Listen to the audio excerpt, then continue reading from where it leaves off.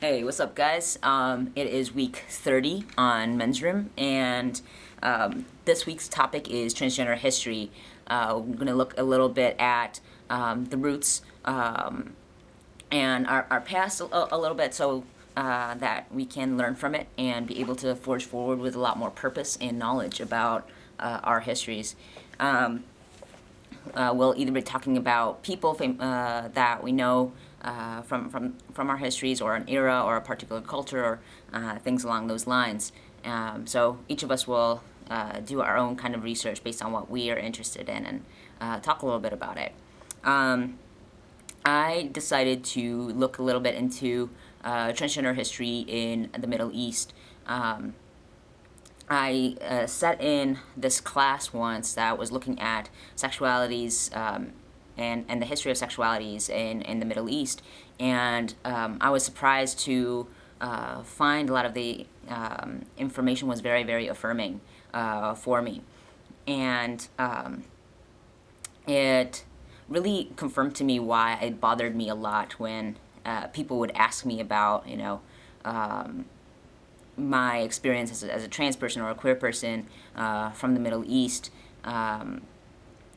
When folks from the West would ask me these questions with the inherent assumption that it is automatically worse in the Middle East, it's just there's something about the Middle East that makes it inherently homophobic, transphobic, etc.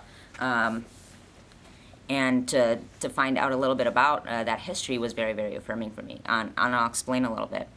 One of the spaces that I've found some of that affirmation is in this book by Leslie Feinberg called Transgender Warriors, which is making history from Joan of Arc to Dennis Rodman. Leslie's attempt at a comprehensive look at our histories in terms of the gender identities in a variety of cultures and backgrounds. I'm going to read a tiny little portion of it that looks at the Middle East and some other regions in the world, just to kind of give me a little base to say what I want to say. So I combed through books, periodicals, and news clippings devoted to the history of Europe, Africa, Latin America, the Middle East, and Asia. I searched for the earliest written records of any forms of trans expression, and much to my surprise, I found a lot of information. For example, I discovered abundant evidence of male-to-female transsexual women priestesses who played an important role in the worship of the Great Mother. Extensive research by scholars has revealed that this goddess, not male gods, was venerated throughout the Middle East, Northern Africa, Europe, and Western Asia. The Great Mother was emblematic of pre-class communalism. Today, many scholars describe her as a female goddess, but perhaps those who revered her saw this divinity as more complex. While it's impossible today to interpret precisely how people who lived millennia ago viewed this goddess, Roman historian Plutarch described the Great Mother as an intersexual deity in whom the sexes had not yet been split.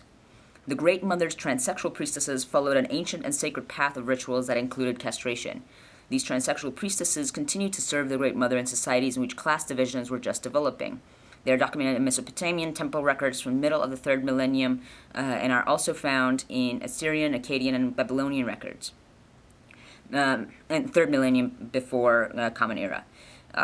Many Mediterranean, Middle Eastern, and Near Eastern goddesses were served by transsexual priestesses, including the Syrian Astarte and Dea Syria at Hierapolis, Artemis at Targatis, Ashtoreth or Ishtar, Hecate at Laguar, and Artemis or Diana at Ephesus. I am probably not pronouncing these names accurately or historically accurately. Statues of Diana were often represented draped with a necklace made of the testicles of her priestesses. And it goes on a lot more to demonstrate how prevalent transsexual history is throughout the Middle East and North Africa, and these regions where people assume that gender has always been this very stringent binary system where there's the dominant gender, the subdominant gender, and that's it, and everything else is non-existent or considered to be non-existent or non-valid, where the truth of the matter is, and this was some of the things that I learned from this class that I sat in, is that Middle Eastern history is rich with the diversity of sexualities and gender, and that in fact it was colonialism and Western domination over time that changed that. The Crusades and Christian and Western societies coming in and kind of saying, you know what y'all are doing is wrong. This is the gender system, and you're going to live by it, and basically cut off our history. And what we live with now is as a result of that.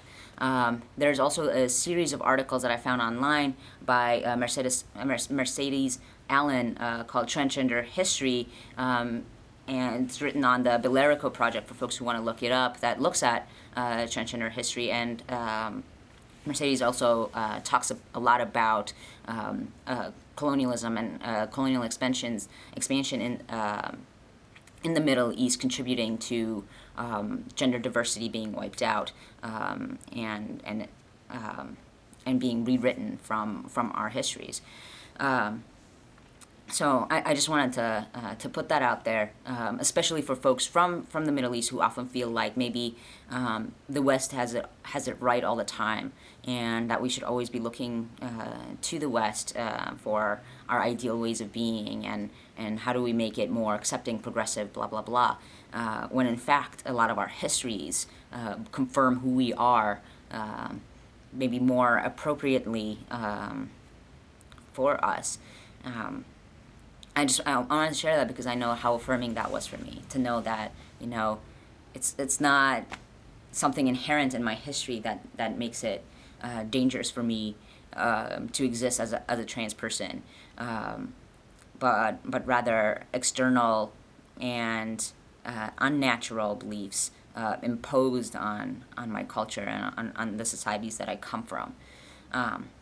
So yeah, I just wanted to put that out there. Definitely research out more. I'm not an expert on history, so I'm not going to claim to know everything about any of this, but I encourage folks to look more into it and to challenge people who automatically assume a certain way of understanding based on regions and cultures that people come from. And I look forward to seeing and learning from the research that some of the other folks are going to be doing. Take care.